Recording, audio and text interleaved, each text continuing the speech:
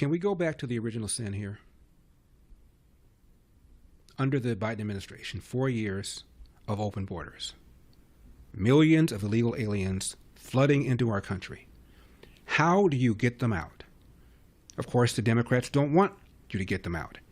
And when you try and get them out, they're going to yell and scream, call you racist, and refer to ICE as Gestapo, as the governor of Minnesota did not long ago.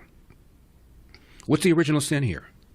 Refusing to allow ICE to go into jails and prisons, so when these illegal aliens have served their time, they could be deported.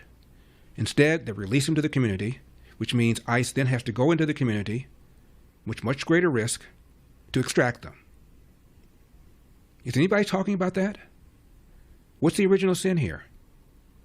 The estimated $8-9 billion in fraud that caused Trump to dispatch 2,000 ICE agents to look into this fraud, to go business to find out whether or not there are any illegal aliens operating in this fraud. This is why they're there. If you cooperated with ICE, allowed ICE to go into prisons, go into jails, and deport people when they've done their time, we wouldn't be having this conversation. If the border had not been wide open for 4 years, we wouldn't be having this conversation.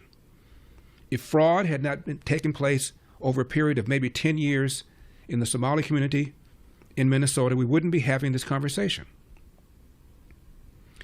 And as I read that letter from someone who does a lot of work with the family courts in Minneapolis, you keep hearing over and over again, this is a handful of people involved in this fraud. Don't stigmatize an entire community.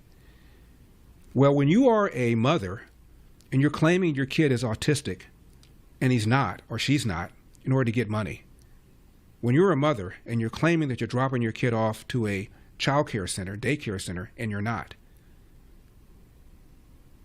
this is massive fraud.